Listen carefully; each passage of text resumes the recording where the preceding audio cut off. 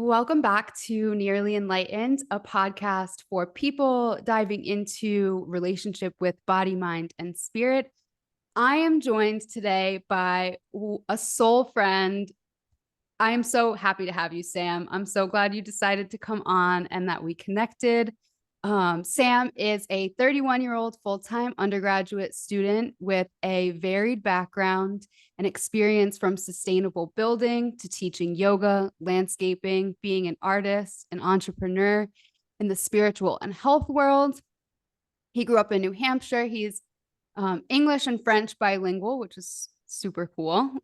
Um, he is pursuing a degree in classical studies at Bard College in upstate New York, focusing mostly on Latin and ancient Greek with the intention to be a high school teacher. He was diagnosed with lupus in November of 2022, which, according to other labs, he believes might be a false diagnosis and that he really has chronic inflammatory response syndrome due to toxicity from mold and other biotoxins. There is so much to dive into here. First, I want to say that Sam and I met. It's funny. I don't know if you even know this, but there was back in It the was a sound day. bath, wasn't it? Yeah. And back in Yeah, the, yeah. how I found you was back in the day, it was before sponsored Facebook ads, but you had created an event and it came up in my feed as like an event that you might be interested in. And that is, Oh. and then I dragged Jamie and Nikki along, and that's how we met you. Because you were at that point you were living in South County, I don't I even think I think. had moved there yet. I think I was on the cusp of moving there. Oh, But I think I was living so briefly when I moved home from Florida, I lived in Western Rhode Island, like in the Situate area. And oh, okay. I think I was still there. Okay. Um, because yeah, yeah, yeah, maybe like on the cusp of moving there. Yeah, I feel like you were, yeah, that sounds right from memory.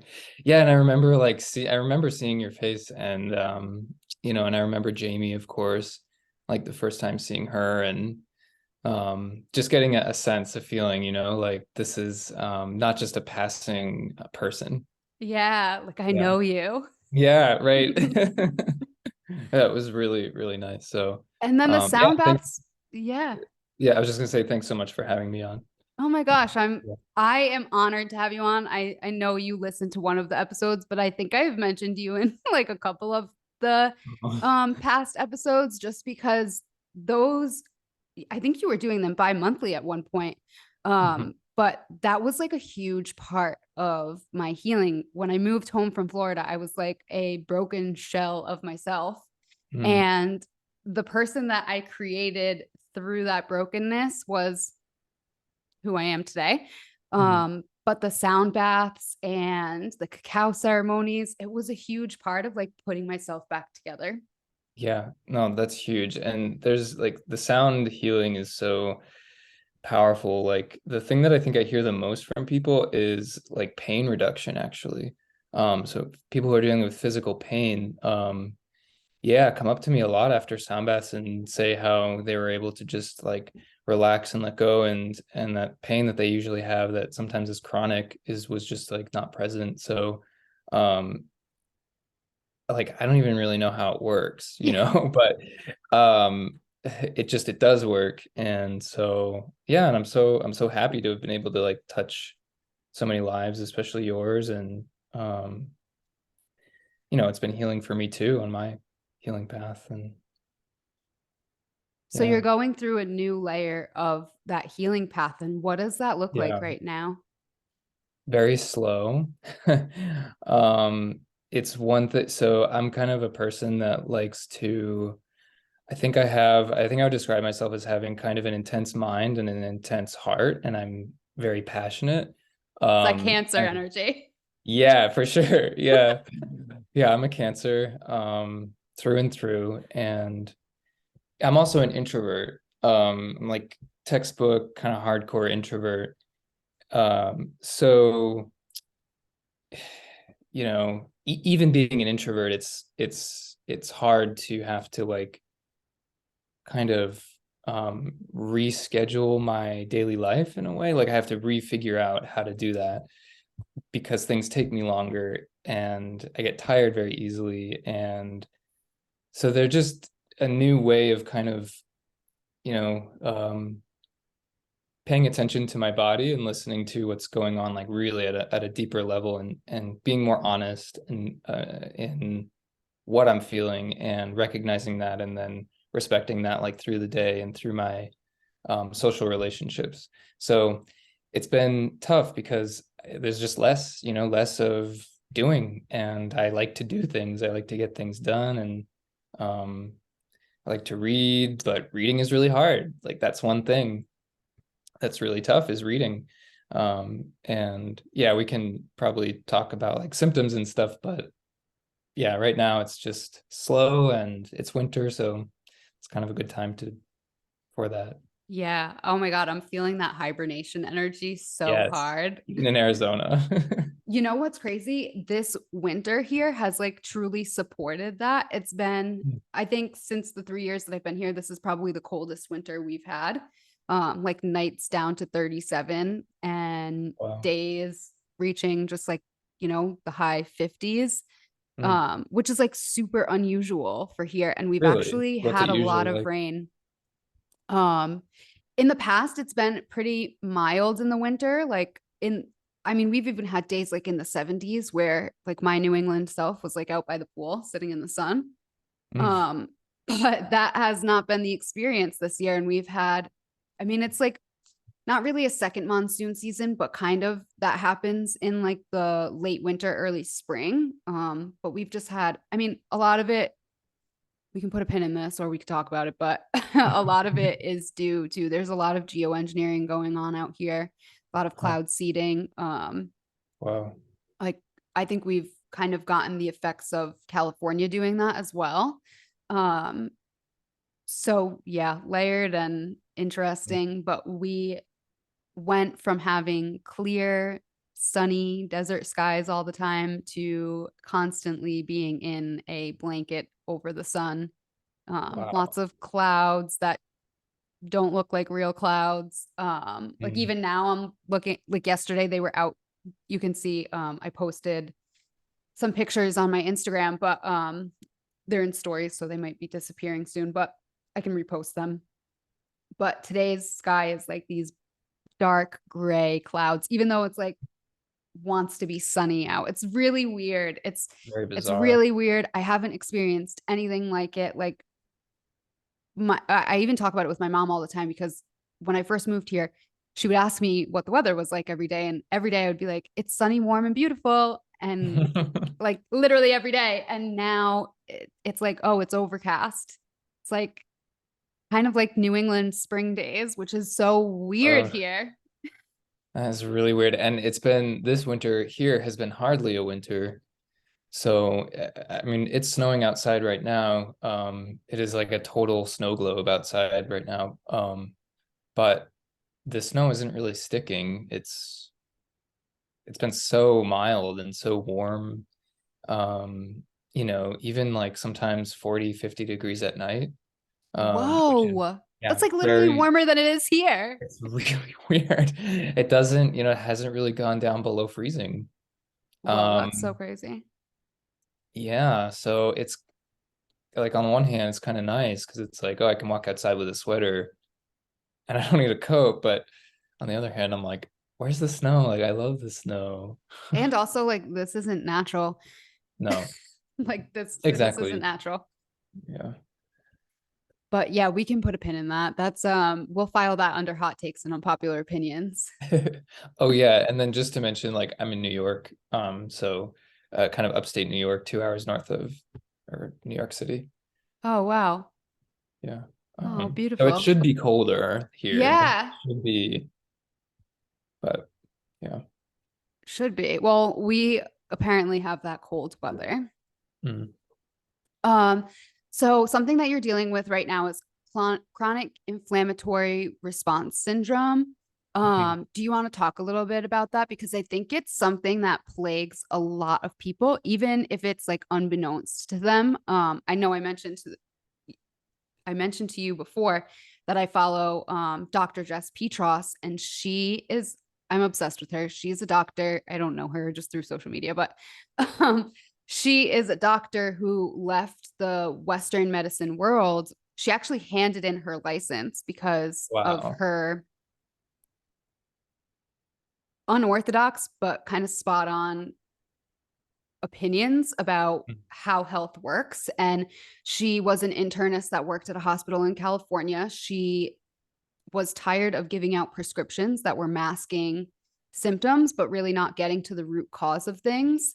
So she left that world and kind of started her own healthcare system. And she talks heavily about this. And especially living in the Northeast, where a lot of my listeners are from, like, this is a big problem. Yeah, it's a huge problem. And it's like, it really is a big problem. And people brush it off a lot. Like when I bring up symptoms, even last night, I was talking to my mom and talking about one of my symptoms, and she was like, "Oh yeah, that happens to me." And I'm like, "But that's, probably normal for your age group, but like not normal for me at 31."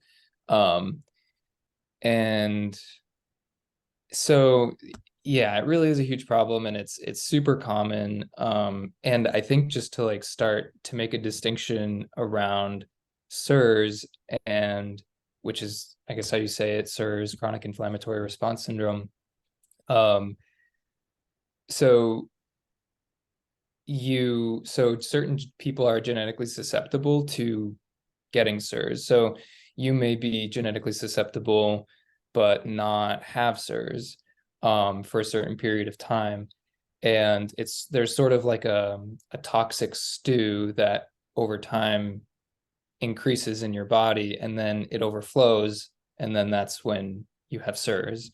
You have this inflammatory response in your body that cannot be shut off, and that is going through different systems in your body, causing problems. So it's a multi-system, um, I guess it's like an illness, or it's a syndrome, or I call it a condition of the body. And it's a genetic condition. And the gene, if people are interested, is the HLA gene, human leukocyte antigen gene. And so all of this, there's the research on SIRS is about 25 years old, and the guy who started it, Dr. Richie Shoemaker, he estimates that about 24% of the population has the gene for mold susceptibility. That's a And huge chunk. that's huge, huge. And it's really interesting when you think about it, like evolutionarily. Why has that not been, figured out by evolution over millions of years? It hasn't. For some reason, there's some reason that, or maybe, this is an idea that maybe it's a good thing that we have that. And that's really a really interesting line of thought to follow for certain reasons and certain theories that I've heard that I can explain too. But basically what we're talking, so SIRS is an inflammatory response, multi-system through the body, that can be caused by mold toxicity, but also toxicity by other biological things like bacteria, and also things that I just learned about, which are called mycobacteria, which behave like both fungus and bacteria. And then you have like stuff in like still water, or like not moving water, like algal blooms that people can be allergic to. So there's a list of biological things in our environment that people can be genetically susceptible to not being able to detox very well. So the immune system has this reaction and can't basically shut off. So that's kind of I guess, the overview of SIRS. And there are a lot of different symptoms that come with it. Like I said, it's multi-system. So it's not just one, it's not like you isolated to one part of the body. It's like anywhere and everywhere. Yeah, so I don't know what the cause is. Well, I shouldn't say that. The tap water in Arizona is absolutely terrible. Even if you filter it We have the highest amount of chromium 6 in our water out of anywhere in the whole country, which My is, God. of course, a carcinogenic. Oh, Um, and so recently I've had an inflammatory response where I haven't had eczema since I was a kid. It's like flared up pretty bad, like pretty much all over my body. oh, sorry. And like I was having all of these symptoms that I'm pretty sure are coming from the liver. So I actually went, I'm a body worker now. So I went and got a lymphatic certification, Mm, because I think that all of these toxins that we deal with every day are really slowing the lymphatic system, because the lymphatic system doesn't have a pump system. It works when we move. hmm. So for people who sit at a desk all day or have very stagnant lifestyle, like your lymph is stuck up, like it's clogged up, like you need to get it moving. And for me, I mean, I teach yoga, so I teach anywhere from 4 to 6 classes a week. Like I'm moving my Moving. body. But And are yeah, those classes so heated? some of them are and some of them aren't. I actually started teaching aerial yoga, so that's not Nice. heated, and lots of like upside down and like fun things like that. But yeah, I was just going through, like I just felt very inflamed and I was holding on to a lot of puffiness in my face. Um and yeah, it's been layered for me as well. And about a year and a half ago, I started eating meat again, which was huge because 7 years plant-based, to like make that switch was like it was a decision that was not taken lightly. Let's just Mm. put it that way. It was like a whole year of going back and forth whether or not I should or shouldn't. Mhm. um, but through the lymphatic drainage, I have recognized, like what you were saying, those responses from the body, they are kind of the body's way of alerting like something isn't right here. And like, of course, like toxic mold around us, like our bodies, of course, are not going to metabolize that. Like it shouldn't have to. No. Um, Well, and some people can. That's y- the other weird thing is that for some people it will produce an immune response and then but they can get rid of it and eliminate it out of their body. Do you have or have you ever had asthma or in the family? it's in the family, but I never experienced it, I don't Okay. think. But Okay. I also went through a very weird journey of I have a healthy distrust for Western medicine. When I Yeah. was young, I had chronic strep throat that Hmm. it seems so simple, but no one could diagnose it. So it was diagnosed as parasites, as basically anything except for strep. So for like 4 or 5 years of my life, it went undiagnosed and it was like chronic. Like every other week I was sick. And it was actually going right through my body, where I didn't just have it in my throat, but I had it other places as well. But because it was going untreated, it was just like spreading through my body. I'm really lucky that I didn't die. Yeah, Um, because I was just thinking that. Yeah. so I have a healthy distrust for Western medicine because it's never been great at diagnosing me. And I guess I just haven't met the right doctors, but something with what Dr. Jess is saying is like a lot of us do suffer from chronic, like mold exposure, or just all of the toxins that are in our atmosphere. Like I was saying, like geoengineering, like we're spraying our skies with heavy metals and it's literally raining down Raining on us. down. Yeah. And then our tap water that we're bathing in, brushing our teeth in, like I'm really great about filtered water, but there is basically no filtration system that's going to filter out all of the toxins that we have loaded this planet with. So, like, you're still getting something here or there. And, like, yeah, eventually that like adds up in the body, and your body's not going to be able to break it down or do anything with it. And that's why we're seeing like chronic So illness in many. people who are in their 30s and even 20s. And it's Or crazy. earlier Or even, early. Yeah. Yeah. like severe cases of rheumatoid arthritis, like in like children. Yeah, it's It's crazy. it's And so so crazy. for me, it's like, what's the root cause of this? Like there's something. Like I don't Hmm. want to mask symptoms anymore. So I got a filter for my shower. currently. And that's been so just about a week and a half now. And I've already noticed a huge difference in my skin. Wow, really? Yeah. Yeah. That's And crazy. I mean, this filter doesn't, the only thing it pretty much doesn't filter is fluoride because you need like a house reverse osmosis system to really filter fluoride. That's like the only filter that actually filters it. But this So filter that I crazy. got filters like all the major PFAs, lead, arsenic, chromium, chlorine, like all the big stuff. Wow. You may want to like link that in Yeah, in the I will notes. definitely do that. I have been wanting to reach out to them like, hey, you want to sponsor me? This is like the second Yeah. time I'm talking about them. And I mean, even if not, like I just think like everyone should be filtering all of their water. Yeah. Which is like so crazy that, we modern society, like we've gotten ourselves into these situations where we like it's so easy to create a chemical and like or combine chemicals and have no idea what the consequences are. And then they get into our environment and oops, but now we have to create this crazy complex system to get it out. Like it's so messed up. It's so crazy. Like I was just Yeah. reading about this guy that just recently retired in this town in Vermont and he was like in charge of the water and he was putting like far less fluoride in the water than he was supposed to like on purpose because he knew it was poisoning people. Well, So he's like kind of a national hero.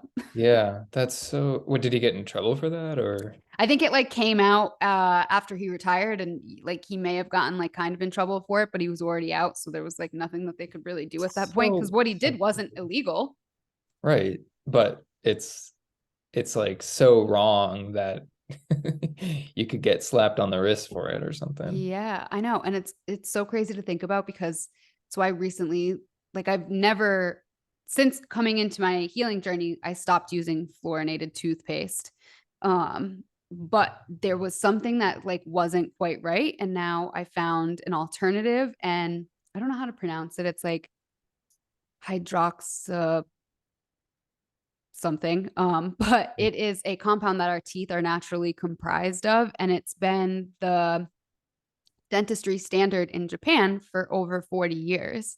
And Wow. you look at a place like Japan where the life expectancy is a lot higher than a lot of places in the rest of the world and even parts of Japan are a blue zone which they live well over 100. Wow. So like you have to wonder. Yeah. Yeah. We'll link that too, because Yeah, I what, will. yeah, because this even like floss, like, I recently have learned about like, is I think it's PFOAs or PFAs or something like Like the that. form of plastic.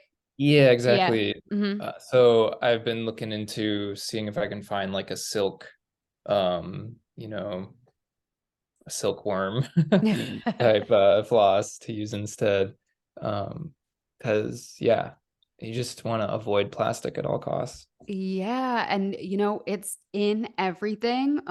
There was just a lawsuit. There's like these, I mean, any active wear really is going to have polyester synthetic fabrics and like you're sweating in that and you're expanding your pores. So now you're like absorbing all of those microplastics and even like the most woke companies, like they're full of plastic. So yeah, just I like something I that. notice. I like saying that instead of you're full of shit.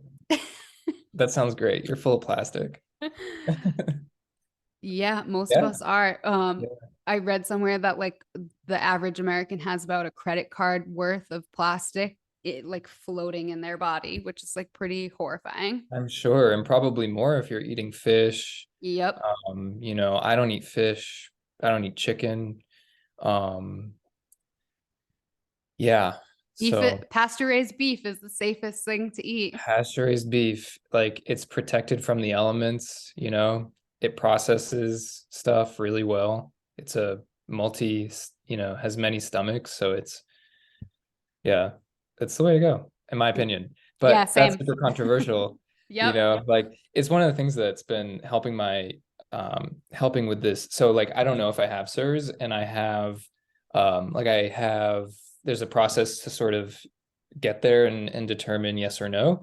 And I have like all of basically I've checked all of the boxes that would say that I do have SIRS, but I won't have an appointment with a doctor for another 2 weeks for the first sort of diagnosis.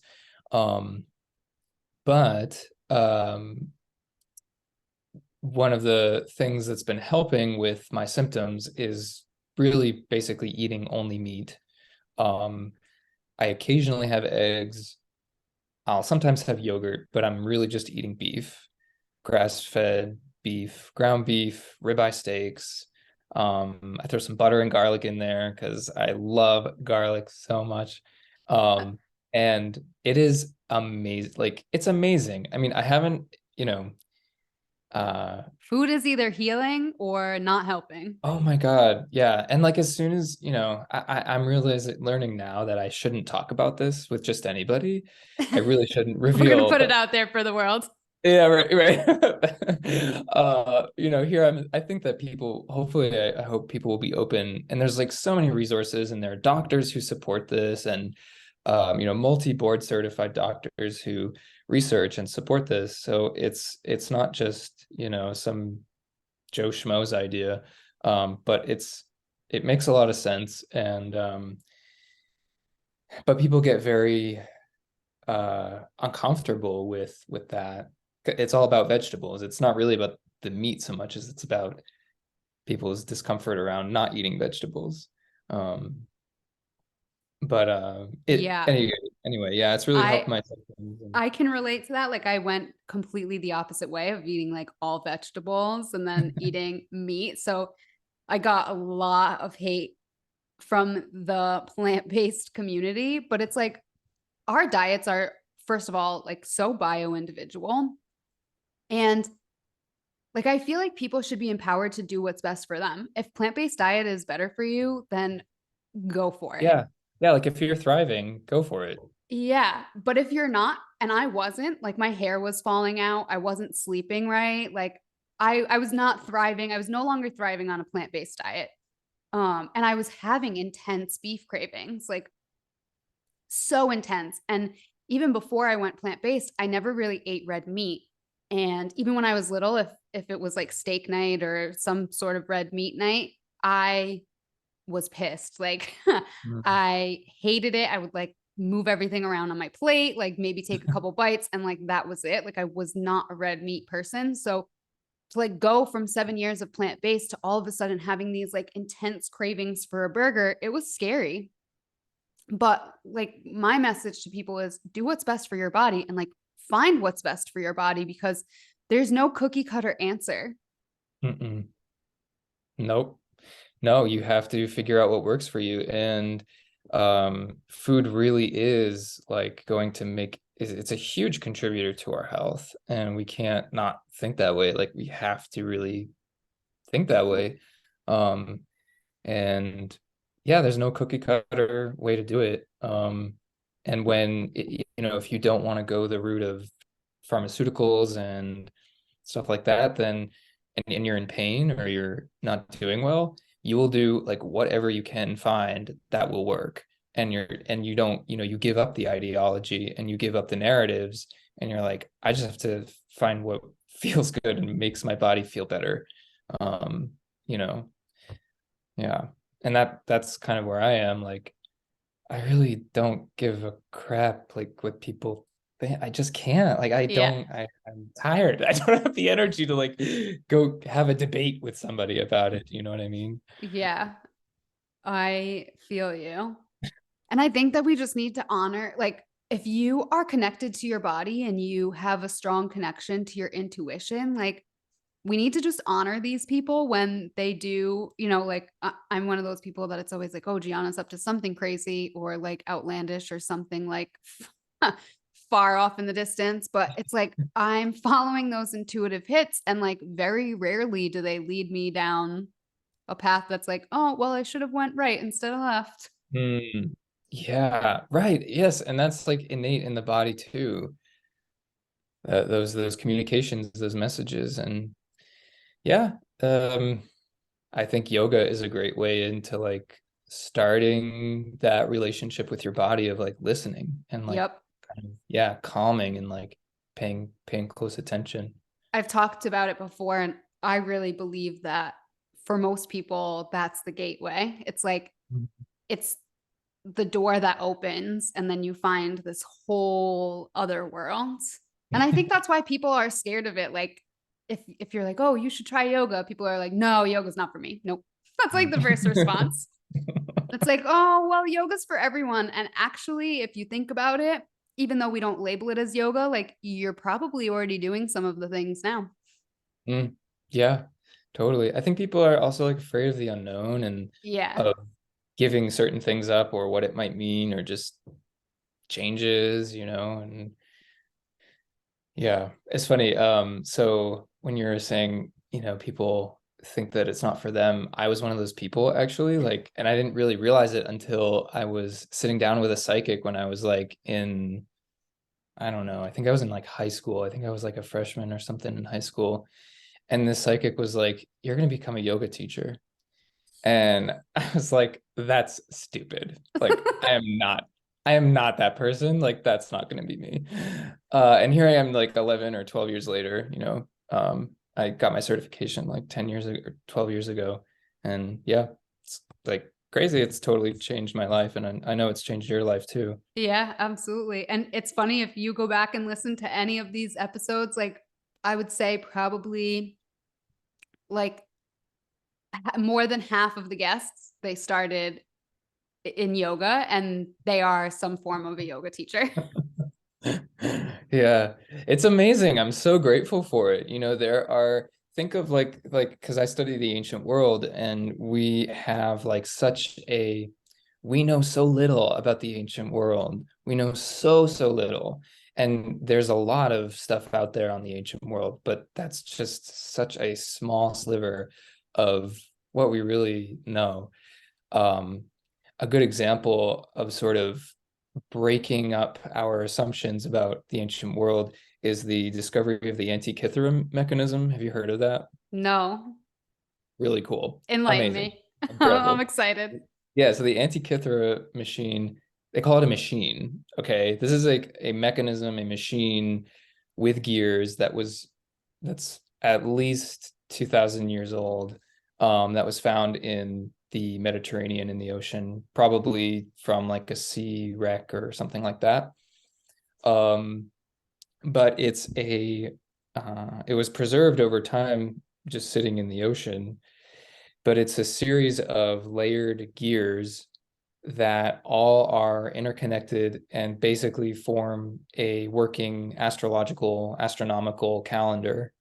And it's extremely precise. The measurements are just the science and the mathematics in it are very sophisticated and they're very precise. They track the metonic cycle, which is this cycle between the sun and the moon.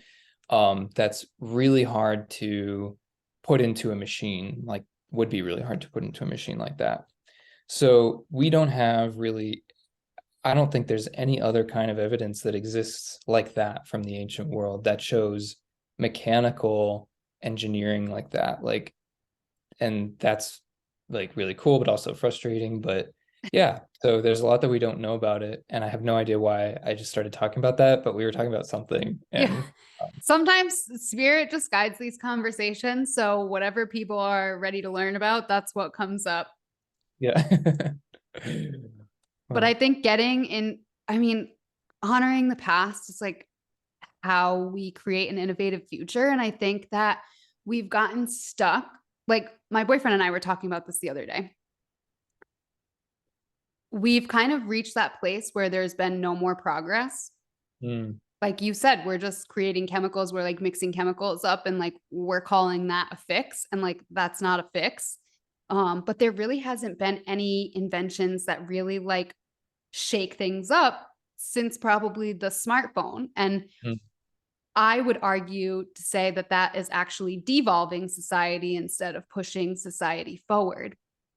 And I know, like, not a huge fan of his, but he says something that makes a lot of sense. Elon Musk has said, like, if we don't start inventing and creating, like, we are going to go backwards. Like, we need a renaissance. We need inventors and creators to step up and start creating and inventing. Otherwise, like, I think people have become afraid to fail, but that's how we progress forward. And if we don't do anything, then we're devolving. And so it's interesting to think about the ancient societies and all of the technology that they've had. Even I've been reading a lot about how they created the pyramids and how they moved those giant blocks. And it was probably done with frequency, Mm. with sound frequency. So coming full circle here. But yeah, like, we don't have the mathematics or the engineering to recreate what they created then. So it's like, even though, like, you look and you see, like, we have cars and we have computers and, you know, whatever, but we really have kind of slid backwards because we've just accepted this, like, status quo of the way things are. And I mean, how many people do you know are inventors? Yeah, yeah, like zero. Yeah, like, that doesn't even exist anymore. Mm. But I think that we all need to start, like, inventing and creating and just thinking outside the box. Otherwise, like, you know, what's the next 10 years going to be like? I love that so much. And I think that we're really, because we're not sort of getting that from the outside, like we're not getting, you know, those sort of um those figures in society who create a revolutionary invention, like we're not really getting that. So it's pressuring us as individuals to find that and create that in our own lives. And I think people are, I think that's what's happening, honestly, because we're like, you know, human species, I love, like Joe Rogan says this all the time, like we're such a weird species that like we're the only ones that like innovate and invent things and yeah, probably before the smartphone, it was like the internet, and that was probably the most recent like big revolution. And we're all just sort of like, okay, so what's next? You know, we're always waiting for For the next someone else. for someone else, right?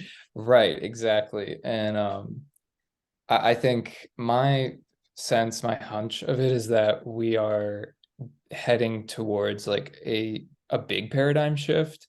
Oh, And I I think, agree. yeah, and I think it's happening. It may be happening in like slow, sort of piecemeal stages. Um, but I do think that we're in a big turning point. I hope Yeah. so. Yeah, I think so. We need it. Yeah, we do. More and more people are like, I mean, this podcast is a testament to it. Like, people are curious. They're getting curious about the connection to self, the connection to spirit. Like, even, I mean, even myself, like, I would have described myself as an atheist through my most of my 20s. And then, you know, you're you're kind of like, with yoga, you're uncovering spirituality. And, you know, I looked to a lot of, like, ancient gods for a little while, and then I don't know what the shift was, but it was like, oh no, there's only one God. And, like, he Mm, may have created those gods, but there's only one. mm, And it was this huge revelation, and kind of like a spiritual coming out of the closet for me to, like, talk about God and Jesus. And yeah, I think that's also going to be a big part of the revolution coming. It's like, we've accepted evil in our society for so long that it's just become a normal part of society. You know, like, we'll talk about politics for a second, another hot take and unpopular opinion. But when, you know, you look at the last election and people were saying, oh, well, Joe Biden's the less of two evils. And this is something that I've heard since I was a kid, like, oh, well, you got to vote for the less of two evils. It's like, mm. well, why are Why? we accepting evil at all in our society? Like, that's weird to me. Like, I Yeah. understand that it's a planet of duality, but we've gotten so comfortable with the dark forces that we've just, like, kind of welcomed them in. Yeah, yeah, they generate a lot of, apparent power, and it generates fear, and that's like a really good way to control people. Yeah. And Yep. people are afraid to speak up, or just speak out against it or say their opinion. And um yeah, like it's not it's not leading us anywhere No. um Productive. productive or fulfilling, or at all. Yeah. Yeah. So something that's happening here in Arizona, which presumably is why all of the cloud seeding and geoengineering is happening, is that we have been in a drought. This is the fucking desert. Like, of course there's a drought. Like Right. the desert could have on average like 7 to 9 inches of rain every couple of years, not just every year. So it's like, of course there's a drought here. It wasn't really meant to support living. Do people live in the desert? Have people lived in the desert throughout all of history? Absolutely. But our solution now is to like throw a bunch of chemicals up in the air and like pray that it works. It's like there's no real innovation of like, let's engineer this problem and like really figure out a solution. Like, instead, we're just sucking the Colorado River dry. And we talk about it as a household issue, but household water consumption only equates to about 6% of the water being used. So it's Hmm. like, Wow. yeah, right? Isn't it so interesting? And I was driving down the road the other day and the bank, Charles Schwab, like they had their sprinklers going full blast. And because they need their green lawn. It's like, we're in the desert. We're in Ugh, the Sonorian desert. There should be no grass. no. Let's stop this. Ugh, Like, jeez, it's that's so crazy. But I mean, disgusting. I know. And so this kind of comes to your background of, I'm sure you know about it, but the like Earthship housing in New Mexico. Yes, yes, I've seen them. Yeah. So they have really interesting water recycling that they do, like, water from the shower and the sinks gets used for other things. And it's like, why isn't that the standard? Like, that to me is forward progress, Yeah. but we've deemed it like dirty. Yeah, dirty, or yeah, people are so, yeah, this is like, so this is sort of circling back to SIRS, because we have for the past, I guess, like 10,000 years, we have been conditioning ourselves to be indoor people to the point now where we are rev repulsed by nature, and we are nature. We are of the earth. Like, we are our environment. We are the land, we are the air, we are the water. Like, we are nature. And that is so sad that we have gotten to that point. And it's, being indoor people, like, people have sort of jokingly said to me, like, oh, you're like bubble boy now. Because indoor spaces, this is where the SIRS thing is a problem, is indoor spaces, usually indoor air quality. Yep. And um I'm sorry, you'll have to bear with me sometimes because there are cognitive effects. So sometimes I kind of lose my thinking. Um and it just takes me a second to get back. But you know, yeah, so someone was saying something about like being a bubble boy, and I was like, well, it's sort of the opposite. Like, y'all are the bubble boys. You are all the people who are, you're cutting yourselves off from the environment, and that's causing problems. I think it's really like as simple as that. Like, we are creating these really intense barriers between us and the natural world, and that is causing problems for ourselves and The planet. so the planet. Yeah. Yeah. I mean, if Yeah. we, I mean, even the going back to vegetables, the agricultural revolution is one of the worst things that happened to the planet. Hmm. Oh my gosh. Yeah. And Yeah, that's being so crazy. like you, like I love animals. I love all animals. I'm an animal person. So when I went plant-based, it was like, oh, because animals have souls and like I don't want to hurt an animal. But then you dive into how many animals you hurt when you're vegetarian. Like Mm, you're mm. killing the bees. You are killing like little rodents and like they have to till everything into the ground and kill all of these little animals' habitats to grow your lovely little legumes. Lettuce. Yeah. And it's so like, it's like just this vicious cycle of like not looking at things through a clear lens. And, now to support all of these vegetables, we have to spray the shit out of them with pesticides. Mm. Like, you know, um, I had a friend back in the day and he said even the organic chemicals that they're spraying vegetables and produce with is some of the most toxic shit. Like they still have to bio hazmat suit up to spray the organic chemicals. Like if they have to wear that kind of protective gear and have an oxygen mask on, like probably not that organic. Yeah, right. Probably not, we associate organic with clean and healthy. Probably not clean and healthy. Yeah.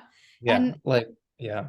yeah, and The more you I think the with more that vegetable. we Oh no, go. yeah, sorry. Well, I was just gonna say the more that we process things, right? The more complicated it gets and I think the more problematic it gets. Yeah.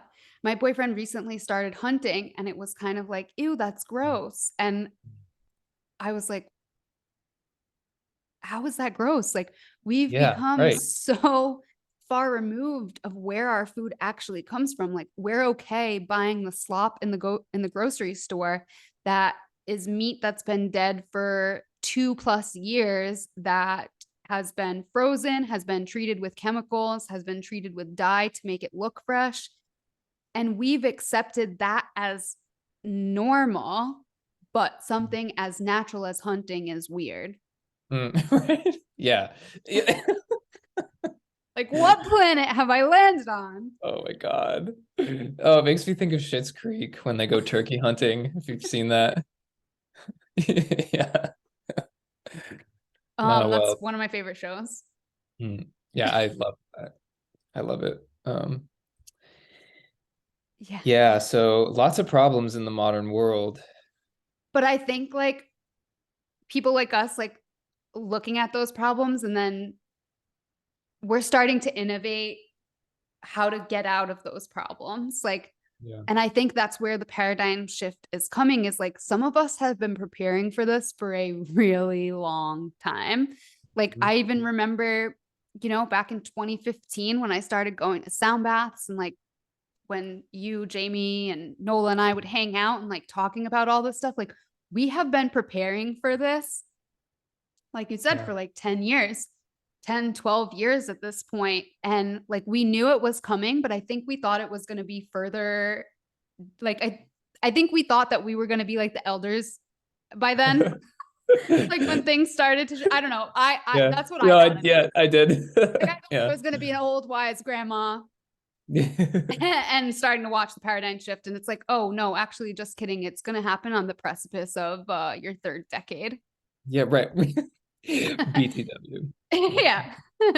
And even that, like the last couple of years has been hard to accept and kind of integrate. But I think people like us who see these systems that don't work anymore and starting to create something new, like I really Mm. commend you for not like getting that one diagnosis, and you could have just accepted it and popped the pills that they told you to take to keep the symptoms at bay. But you knew better to like dig a little bit deeper. And Oh like, I yeah. really commend you for that, because a lot of people are like, oh, doctor knows best. I'm just going to take these handful of pills every day. No, thank you. I mean, it's true, and there's a few things I can say to that. Like, one is like in general, there are going to be tensions between as the paradigm shifts. Like, there are going to be tensions with groups and people and things like that. For example, the research of Dr. Richie Shoemaker on SIRS, there are about, I think, like 20 or 25 doctors in the US who can do the protocol and treat and diagnose. And they do use some prescription drugs off label, but there are also a lot of like natural supplements that they recommend taking in the process. And so the way that I got connected and with that was through a really close friend of mine who he has been treating himself, or he's been being treated for SIRS for the past 2 years. And so he started to say to me, like, you might want to check this out and like do these couple tests. And I was like, okay. And it started to point in that direction that yes, I may have SIRS. Then in this past September, I had a respiratory attack that lasted like over a month, but was like really bad for about a week. And my general practitioner doctor, she did a whole bunch of labs for me, because I was having all these other symptoms. I'm also asthmatic, and so when I had that respiratory attack, the asthma medication wasn't working, which was pretty scary. And so so I was also at that time communicating with a doctor in New Hampshire who is a specialist, is a SIRS specialist, and they do other things too, but she's a SIRS doctor. And they were able to give me the list of the labs that they do, so that maybe I could like get a head start before my appointment in February. This was back in September. So I showed my doctor the list of labs, and we were on a telehealth call, and she's going through the labs. There's like 20 different less tests that they do. And she goes, yeah, okay, inflammation, yeah, thyroid, adrenals. Yeah, that's a little bit of a stretch. All that. And I'm like, really witnessing the paradigm tensions, that these mainstream doctors just, they don't, they I have don't think they different know levels. better. They really don't. And yeah, we're, Anything is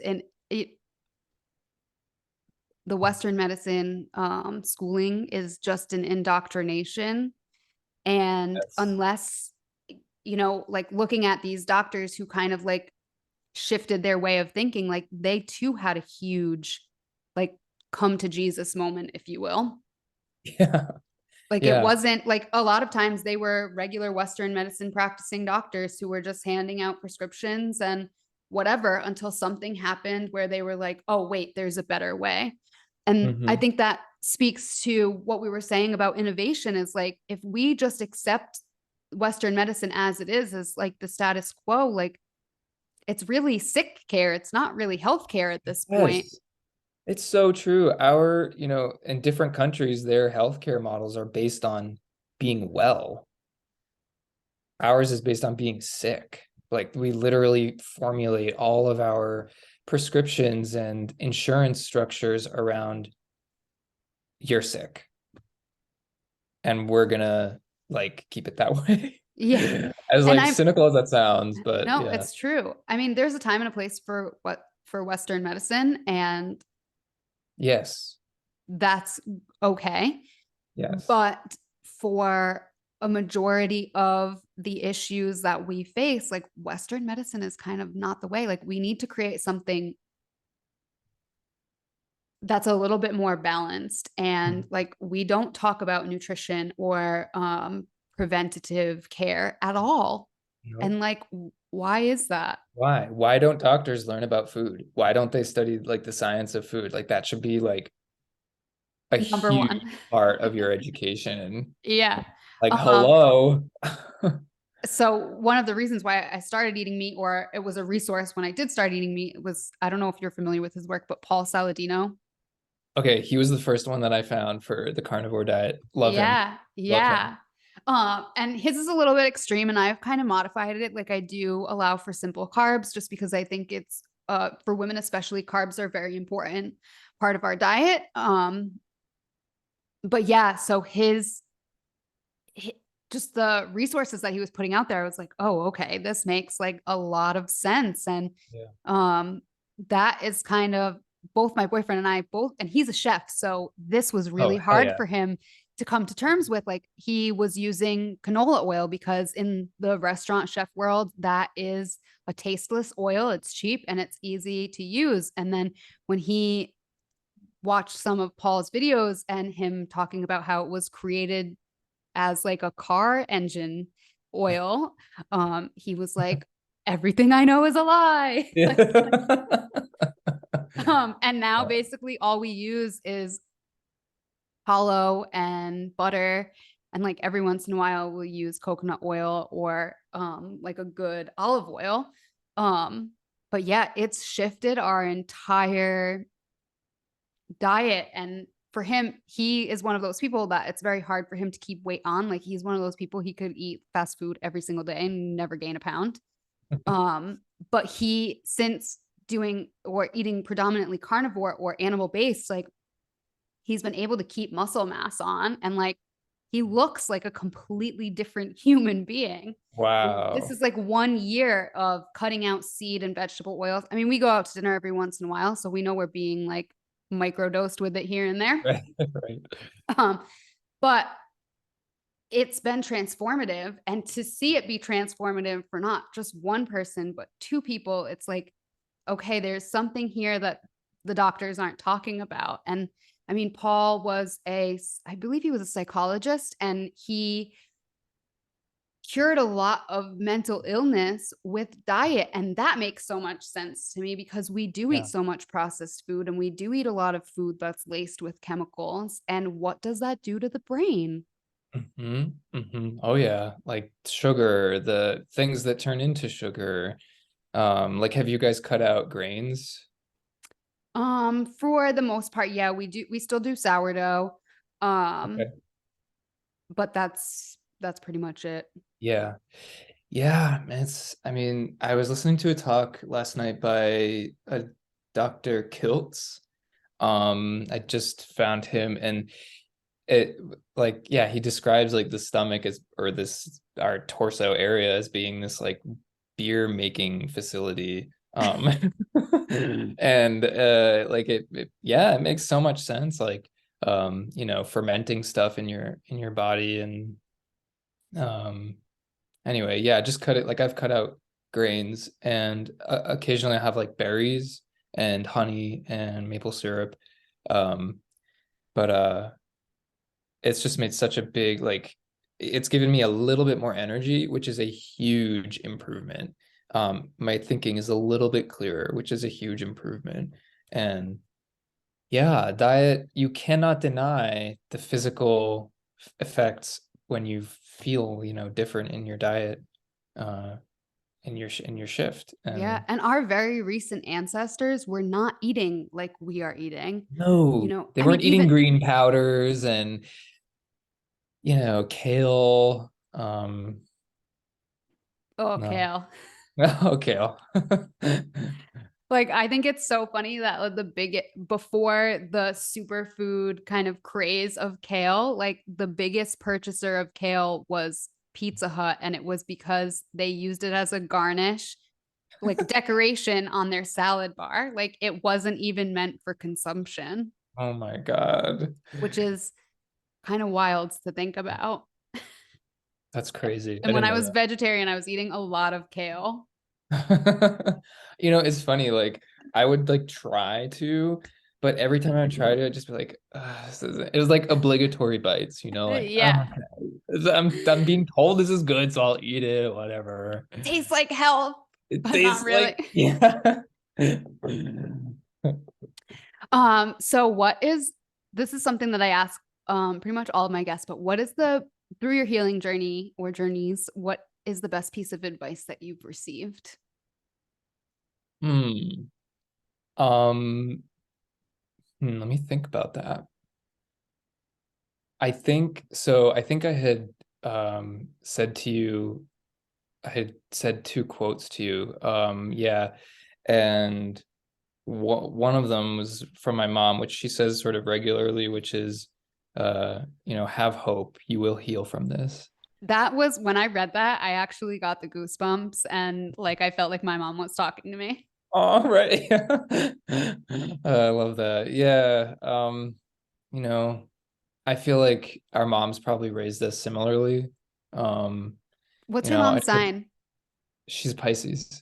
My mom's a Libra. I was gonna say, Okay. what would the chances be? Um, yeah, like all moms, my mom is a very strong woman. She's been through a lot. She's an incredibly strong, she's a fighter. And she raised me that way, you don't give up. You keep going, you get back up and you try again. And and that's how I was raised, and that's in my spirit, it's in my blood, and totally. So, have hope, have faith, and be patient, be generous. I think the generosity piece has been huge. Because what I've learned with all of my symptoms, which really slow me down, is I'm really presented with the people who have expectations that aren't being met, which lead to kind of being upset. And so I'm not seeing understanding and generosity very often.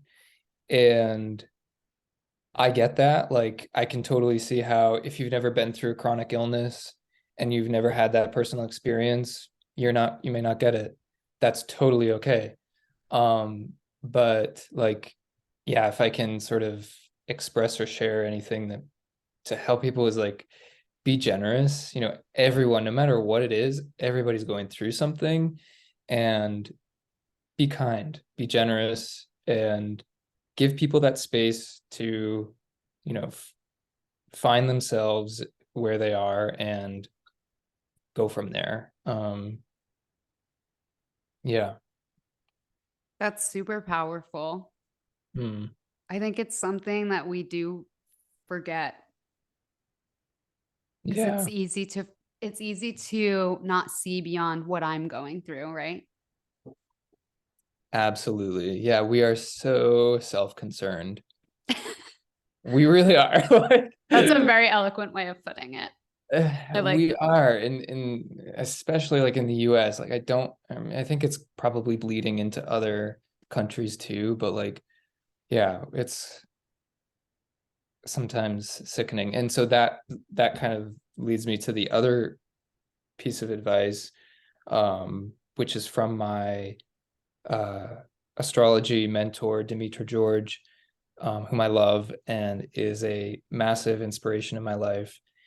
I remember her saying in sort of a private conversation, she was like, when we can remove the personal from our lives, then we can see that we are all links in the chain of transmission. And at the time when she was saying that, she was talking about, transmission of astrology, the transmission of the doctrines. Um, and that's huge. Like, astrology, just as an aside, astrology hasn't really had any kind of institutional support like all of our traditional forms of study have in colleges and high schools and things like that, which actually I think is probably a good thing. It's probably good to not teach astrology in school, as much as like part of me thinks like, oh, I wish we could. But like, the fact that it has persisted for the past 5 centuries without any institutional support is really amazing. And so a big thing for me lately has been like, what is the bigger thing that I'm here for?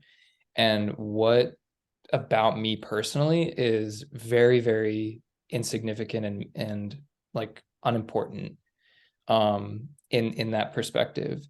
And so it's not to lose any of that self-care stuff that I have to do, but it's to place it within a larger context of my life and see, this bigger thing that I'm going for. Um, and that really takes the pressure and the stress off of like, oh my gosh, I'm waking up every morning feeling hungover. It's like it takes some of the heaviness out of that and allows me to sort of spread my energy out and feel connected to something bigger and more important. So I And think that's that's really, really hard work, like especially yeah. when you're in that chronic situation where it's like, I don't feel good. When people don't feel good, it's really hard to see beyond the self. And, as a body worker, massage therapist, yoga teacher, now that I'm doing the lymph work, like that's a very medical kind of um, massage route that I've taken. You see a lot of people with these chronic issues that it's very hard for them to see beyond the illness. And what I have come to learn working with a lot of people is that it becomes part of the identity where they almost self sabotage themselves from healing because their illness has become them. And if they cure the illness, then who are they without this Mm. this thing that's been hanging over them? Yeah. Right And now, what? yeah, like I'll see people regularly for a year and then all of a sudden they'll fall off. And it's because they were at that precipice of like, oh shit, I'm feeling good. I'm feeling really good all the Mm. time. Mm. It's like, oh, I can't have that. Right. Like, oh no, you want to like poke a few holes through it because Yeah. that's what your life has been. Yeah. Yeah. So that's really powerful work. And that's a very powerful message. Yeah. It's very spiritual. It feels like it's been a spiritual plunging. Um, and it doesn't really end. No. No, it just keeps going, and there are new levels and new layers of Yes. healing and to do, and that can come from a place of feeling good, actually. Yeah. Yeah, I totally agree. Um, so if there's one thing that you want listeners to take away from this episode, what would it be? Um, There's so many good nuggets here, so yes, that's I have hard. some good things, and I feel like we didn't get to touch on the SIRS enough, and like maybe I could share a little bit there Yeah, yeah, more please. somehow, but I think like because I didn't really recognize my symptoms as a really big problem until it was a really big problem. And I was like, I literally cannot be in my body right now. Like, this is so uncomfortable. What the F is going on? Um, How long were you experiencing the symptoms before you kind of like got to that breaking point? I think that I can trace it back to it. I may be able to trace it back to like middle school, Whoa. depending on it's a hard thing to figure out where things come from. Yeah. Right? But definitely like 2012. So like I guess 10 or 11 years ago. I think it started with fatigue and skin problems. Very, very intense fatigue. So yeah, but there are a lot of misdiagnoses for SIRS, ADHD, depression, MS. Whoa. Yep. So all those things, the doctor in New Hampshire I'm seeing, they told me that they had a patient who had MS. They treated him for SIRS, no symptoms of MS after the treatment. Yeah. Dr. Jess has plenty of stories like this. Like Yeah. once you treat those real root causes and stop Yes. masking the symptoms, like the transformations are incredible. Yeah. Oh my God. Yeah. And I can already feel, just changing my diet to the carnivore diet, like that actually, I don't know what your audience is like, but I'm assuming they could be open to what I'm about to say, but my psychic senses have been returning. I used to have, so this is one of the interesting things about SIRS is that I heard from the doctor, the manager of the office there, who's the husband of the doctor in New Hampshire. He was telling me that their SIRS patients, most of them, if not all of them, are either highly creative or highly intelligent. My friend who's been being treated for SIRS is brilliant. I mean, he's a genius. And he has this theory that there's a psychic component, a sensitivity component to SIRS patients, that they have a kind of psychic sense. And I have had that ever since I was a kid. Like, I think it's genetic. It comes from my mom. It comes from her mom. And when I've switched to carnivore, my sensitivities, my hunches are returning, and I'm feeling more connected and a little bit more alive. My psychic ability is like one way that I feel very alive and connected. And so that's like really relieving. It helps me navigate through the world. Uh, but going back to your question is like really listen and try to pay attention to your body's sensations and note down like what you're feeling. It can be really hard to do. Like, I myself have a hard time doing it, but really just like, reflect and pay attention to what you're feeling, because there's like 30 some odd different symptoms associated with SIRS, and I have like 20 of them. Whoa. Yeah, one of them is like I said, cognitive, some of it's skin. I know you're like, like my wheels are turning now. Like, oh my God. Yeah, okay, so that's another thing that I was thinking was like, I don't want this to be like a fear thing. I don't want people to freak out necessarily. And like, we should provide, I can send you links of like resources for people to check out if Yes, they're, please. I'd love to put it in the footer. Yeah. yeah, yeah. And there's a very simple test that you can do to start with. It's called a VCS test.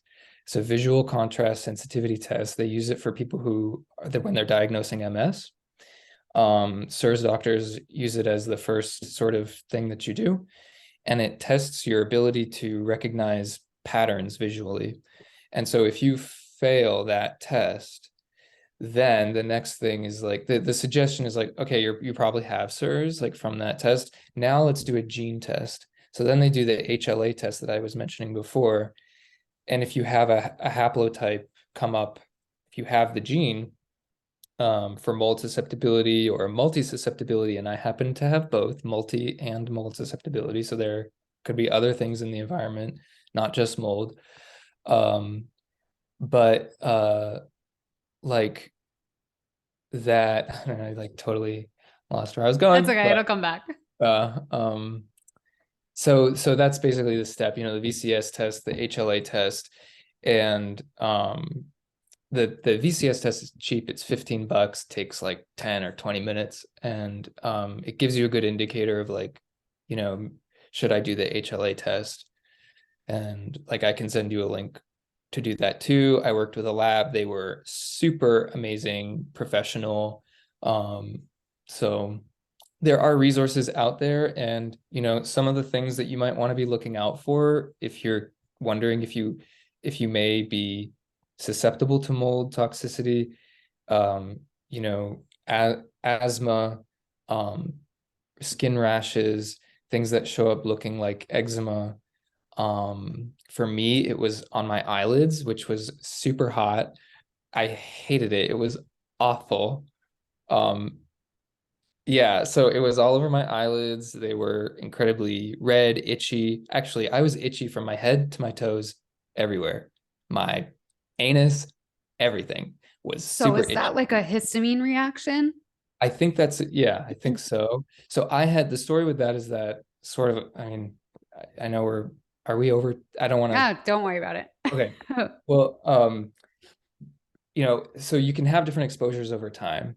Mhm. And I think a couple things that were like, when I was talking about the toxic stew and like the bucket can overflow and then you have SIRS, I think the things that made me overflow were the COVID vaccines that I was required to do for school, which, I know there's a lot of like strong feelings either way on that topic. And personally, I have no idea where I stand with it, because I see both sides and I think both are extremely valid. I think it really depends, but going forward, I'm going to avoid vaccines because that's something that my body has to process. I don't know what the heck is in that stuff. Like, I'm super sensitive to what I'm processing. That's just how my genes are. So I need to respect that. And I think people ought to respect that. Like, if I had a kid, I would not vaccinate them with anything. So unless there's like really good evidence or whatever. But anyway, so the vaccine that summer, that was 2021. And then that fall or August, I moved into a basement room in a house here in upstate New York. When it would rain heavy, which it happened a few times, everything would flood. So I'd get water in my floor, my basement room there, and it smelled bad in there. Like it just smelled awful. It was also a very stressful home environment with terrible roommates, very, very disrespectful, college age, 20, 21, super left-wing ideologues with just assumptions and judgments before even knowing who you are, which was very uncomfortable, and stressful. Like, so I immediately started to get skin reactions when I moved in there. Your body was like, nope, not this. Yeah, I was like, definitely not. And I was also getting issues with my lungs. I'd wake up with my lungs crackling and feeling like if anyone has had asthma, they know what their lungs feel like when they're asthmatic. And that's sort of what it felt like, but it felt like there was stuff in there, like almost like bronchitis, like there was something in there. So I think those two things were the tipping point. So you have to think about your environment. Cognitive effects are forgetfulness to the level of like, for me, it's like Alzheimer's type responses to things where I'll be driving. This happens regularly. Sometimes it's more intense than other times, but like I was driving yesterday to the yoga studio to go teach, and I go there, the same way every time. I don't need my GPS.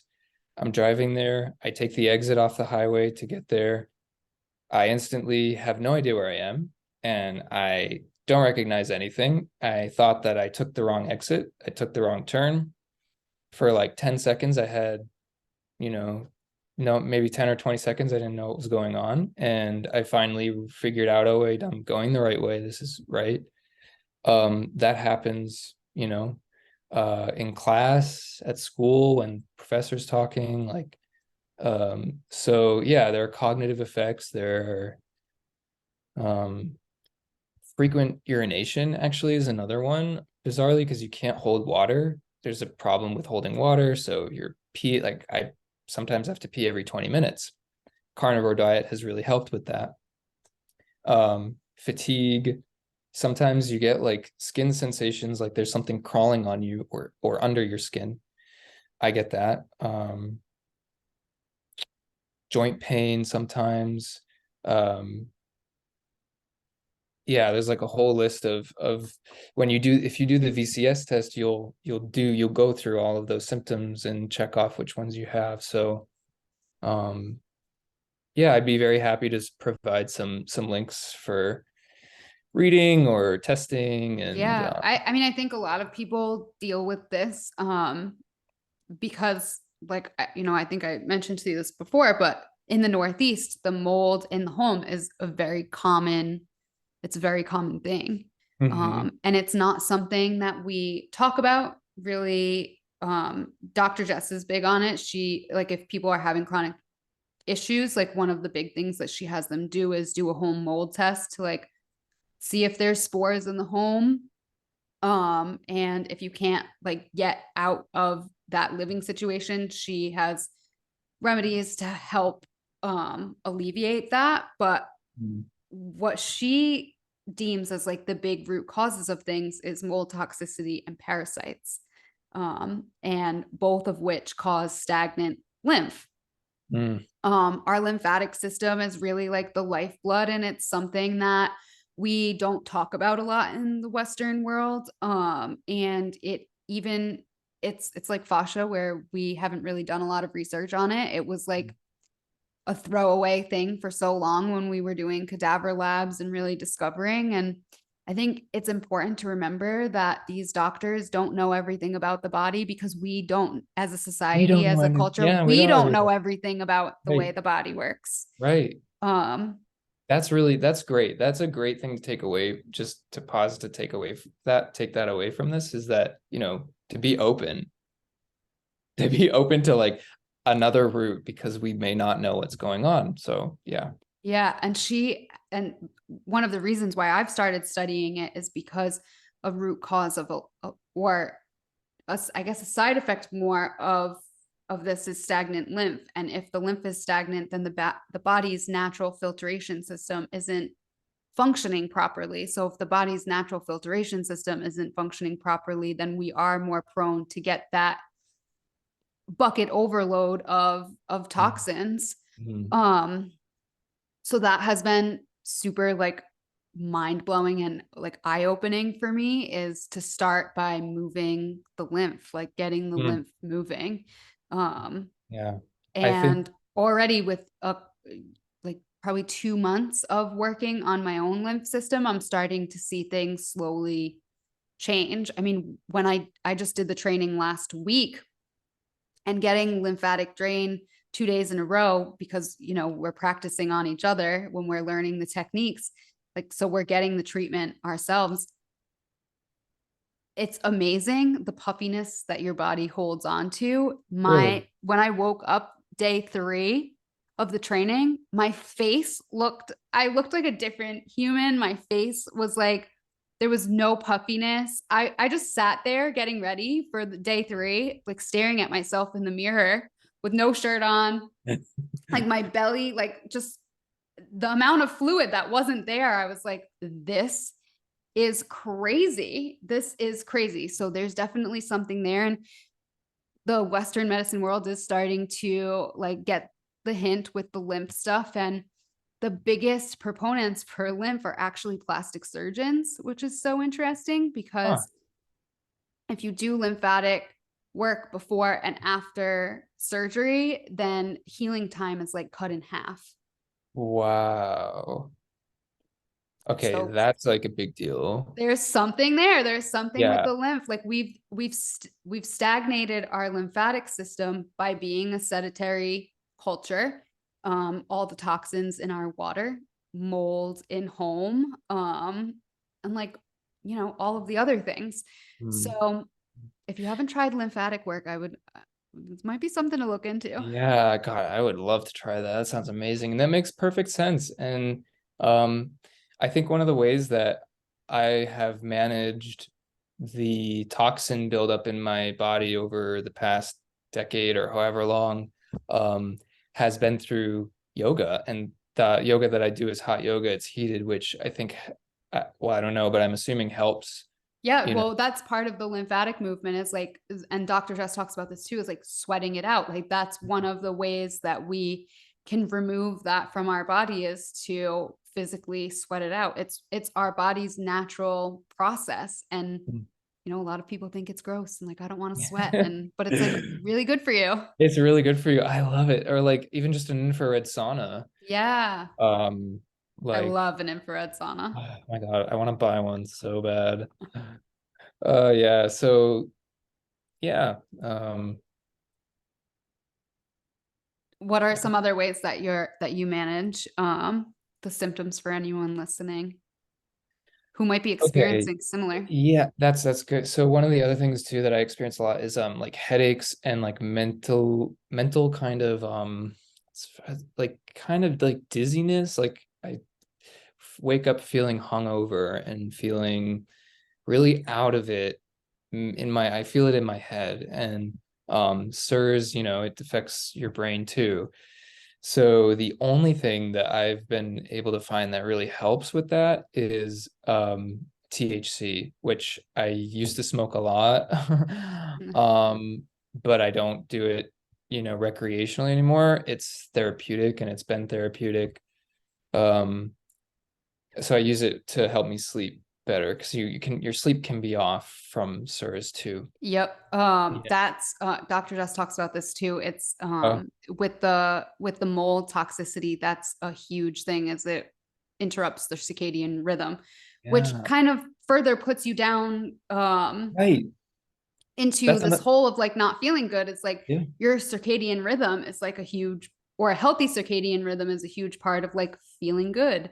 And if your circadian rhythm is off, then like all of your body systems are off.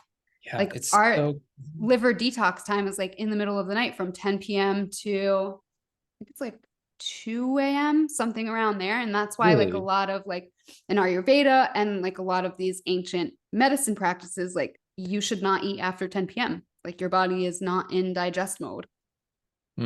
That's crazy. I didn't know that. There's so Wow. many interesting, this is like I love talking about this kind of stuff because like I said, I've had health issues too that I've kind of worked through. And I would be curious for you to try some lymphatic drain, because one of the big things that I noticed after the 3 day training was I felt so clear after that. It was like you don't even realize that you're not functioning optimally until like you start functioning a little better and you're like, Yes. whoa, this is what a Yeah. clear brain feels like. This is incredible. That's so, yeah, lymphatic. I mean, that's I'm so gonna send you a true. video too. There's like a little self like upper body thing that you can do on yourself. So Oh, like maybe awesome. start there. Yeah, definitely. Yeah. No, that's really cool. I mean, what was I gonna say to that? You're saying something that made me think, that we normalize how we feel and we don't realize it's really not optimum, or we've been kind of like maybe just slowly going down the slope and we're not, I don't know, so slow, we just kind of normalize it every day, or we're getting older or something, we put justifications or whatever to it. And so yeah, to question like, is this really the best that I'm feeling? Like, have I felt better than this before somewhere else? And that even also too, that even places in, not to like scare you, but like even places like Arizona or Australia, dry places can have mold problems. 1000%. Yeah, it doesn't take a lot of moisture to get mold started or bad Yep. bacteria. Yep. And it's so funny that you say that, because this issue has kind of flared up since we've moved to this new apartment in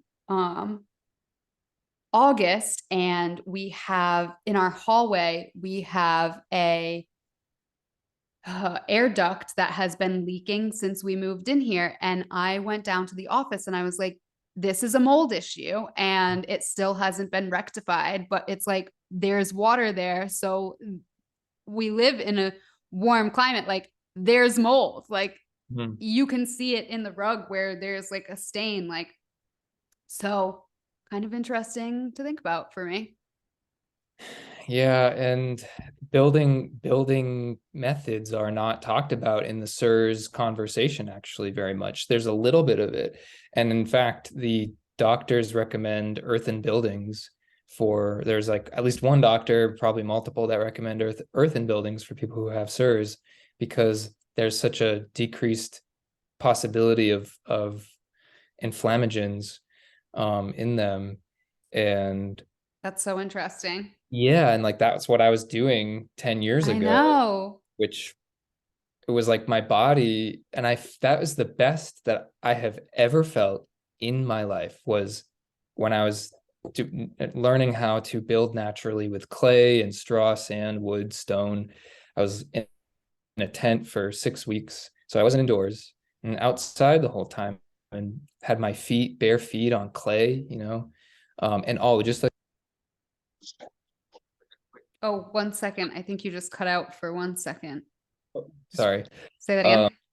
yeah, so just a quick thing is that people might think like charcoal or clay can help remove things, but for SIRS people, the doctors have not found that that's very effective. Interesting. So the first thing they use is a old cholesterol medication that happens to be a really powerful toxin binder. So you eliminate all the toxins through your stool and you take it, daily. And um, yeah, so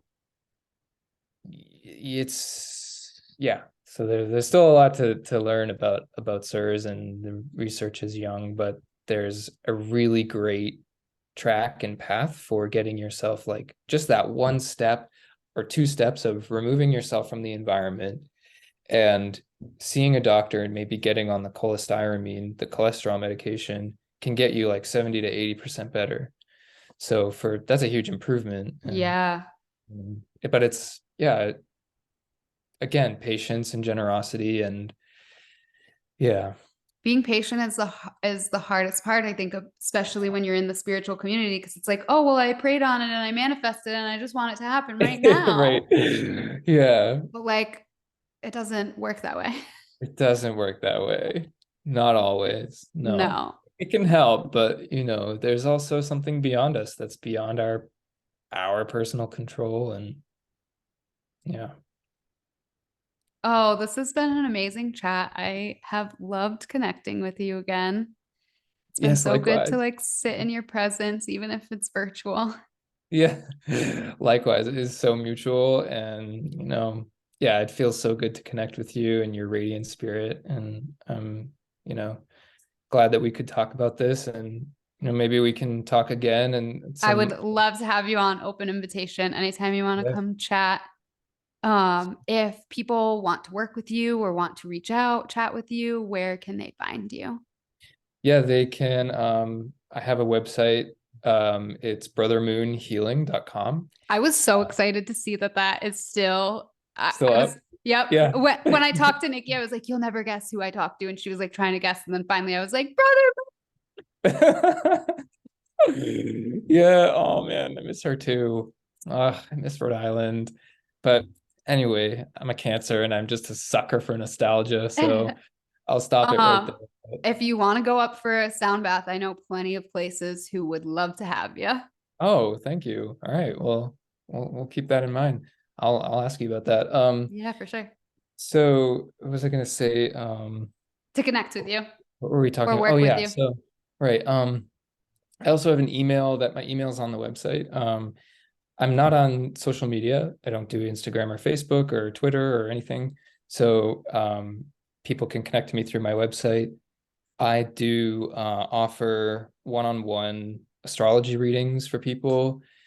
I'm mostly focused around personal purpose in life, but there are many things we can talk about in an astrology reading.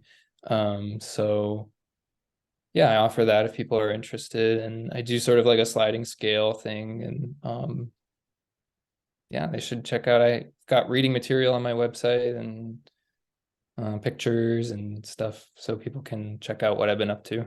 My first ever astrology reading was with you. It was? Yeah.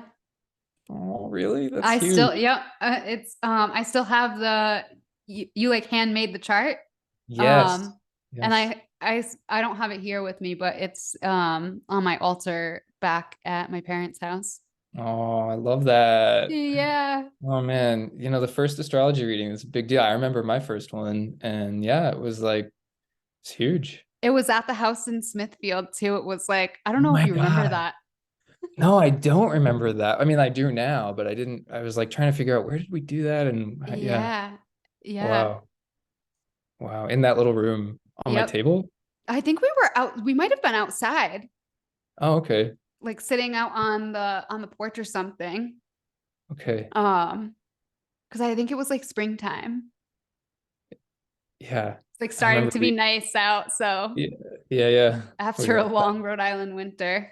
Of course, out of that moldy old farmhouse from the 1700s that I was living in. Oh, you know what's Another so one. funny? I almost mentioned it before, but like I wonder if that like played into it because that was, Yeah. I mean, that house was like a couple hundred years old. Yeah, I'm sure it did. And when I was there, had a I had a respiratory reaction to this like old little space heater that gave off some that hadn't been used in a while and gave off some weird chemical reaction that I was just in the vicinity and was like breathing it in. And I actually couldn't talk because I couldn't breathe. So I was rushed to the hospital and they took care of me. But yeah, and then that was the first time that I experienced the inflammation on my eyelids. And um so yeah, I think it was connected. It's tough because it's like when you're working with this SIRS thing, when you're in the experience and you're going through the healing, you're like, okay, I'm up against like indoor spaces. Like Yeah. we've conditioned ourselves to be indoor people. So Especially being in the Northeast, like some of part of the yeah. year, like you kind of have no choice. No, you don't. You don't. Although here it's been so mild, I'm like, God, I should just pitch a 10 outside and like it'll be fine. Um, Yeah, so there, I think that is possible to like my good friend Ian, who's going through this, he's been indoors, like he lives in DC, and he's able to have a life for himself. But he ultimately wants to be outdoors much more and really live much more outdoors, which is my goal too. But So it's so funny because this summer we lived on a ranch in Colorado in like these little cabins that didn't have AC, or like we basically were like living outside, and that was the best that I've ever felt too. Like this summer I was functioning like so optimally, and very interesting to think about. isn't it interesting? We Yeah. literally lived in a horse field, like, and I spent a majority of my day outside because we had no AC. So like you had to be kind of outside. And Mm. even my cats, who are indoor cats, they're like condo cats from Miami. That was like the first time that they really got to be outside. And like I feel like we were all kind of functioning a little better. Wow. Yeah, get outside. Like I think there are studies done that being outside can help with the immune system. Oh, So, I believe it. yeah. But this has been a really awesome conversation, and I've Yeah. totally cherished it, and I'm so happy, and yeah, I'm looking forward to it getting out to your audience. Me too. Me too. Because, I think so many people are dealing with these chronic things, especially since COVID. Like even that, we were inside a little bit more than usual. And like you said, like, we kind of took these vaccines that don't have a lot of long-term No. studies on them. And so many people I know but have at least one or two of the shots, like they're dealing with something now that's like this unknown thing. And it's like kind of interesting to look at. Mm-hmm. Mm-hmm. But Yep. we'll put a pin in that one because that's a Yep. very loaded topic. Yeah, I know. We all just need to like take a deep breath and like relax, because it's, we need that, what you said, we need to be able to say that and be able to have that conversation. And it's like, oh, now and now we can, like at the yoga studio, I hear people saying this a lot now, a lot of people who've been vaccinated. So it's like only after the fact that we're able to like talk about it in a way that's a little bit more grounded and like less charged. Of course, in a crisis, a global pandemic, it's like everything's energy is running high. So Hindsight is always 2020. always, yep. Yeah. Thank you for coming on. I hope to connect with you again really soon, and I hope it's not as long as the last time. Likewise, we will. Well, keep putting out what you're doing. I love it, and I'm Oh, thank you. so proud of what you're doing. Like it's Oh. fantastic. Um, Thank you all for listening. If you enjoyed this episode, if you're watching on YouTube, please give us a thumbs up, subscribe, like, share, do all of those fun things. If you're listening on Spotify or Apple, just give us 5 stars because we're smart, healing, amazing people. Thank you for joining, and I'll talk to you again next week.